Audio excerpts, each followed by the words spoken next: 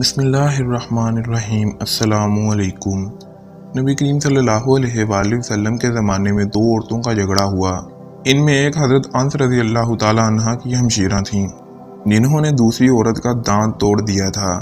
مقدمہ نبی کریم صلی اللہ علیہ وآلہ وسلم کی عدالت میں آیا تو نبی کریم صلی اللہ علیہ وآلہ وسلم نے فرمایا، قرآن کریم کے فیصلے کے مطابق دانت کے بدلے میں دانت ہی توڑا جائے گا۔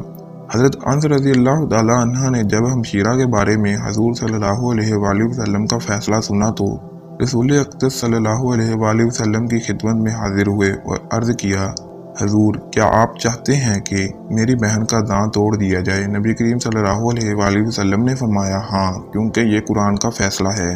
حضرت انس رضی اللہ تعالی عنہ نے فرمایا، خدا کی قسم میری بہن کا دانت نہیں ٹوٹے گا۔ آخر یہ قسم کیسی تھی؟ کیا حضرت انس رضی اللہ تعالی عنہ نے شرعی حکم پر اعتراض کیا تھا یا نبی کریم صلی اللہ علیہ وآلہ وسلم کا فیصلہ قبول نہ کیا تھا؟ ان کو خدا کی ذات سے امید تھی کہ خدا پاک ان کی قسم کو رائگاں نہیں جانے دے گا، بلکہ ضرور کوئی نہ کوئی سبب پیدا کر دے گا۔ چنانچہ جب حضرت انس رضی اللہ تعالی عنہ نے قسم کھائی تو نبی کریم صلی اللہ علیہ وآلہ وسلم نے فرمایا، اس عورت کے گھر والوں کے پاس جاؤ، اگر وہ تاوان پر راضی ہو جائیں تو پھر کوئی حرج نہیں۔ لوگ اس زخمی عورت کے گھر والوں کے پاس گئے۔ ان لوگوں نے تاوان پر رضامندی ظاہر کر دی، اگرچہ وہ پہلے ہرگز نہیں مان رہے تھے بلکہ وہ بدلہ لینے پر تلے ہوئے تھے۔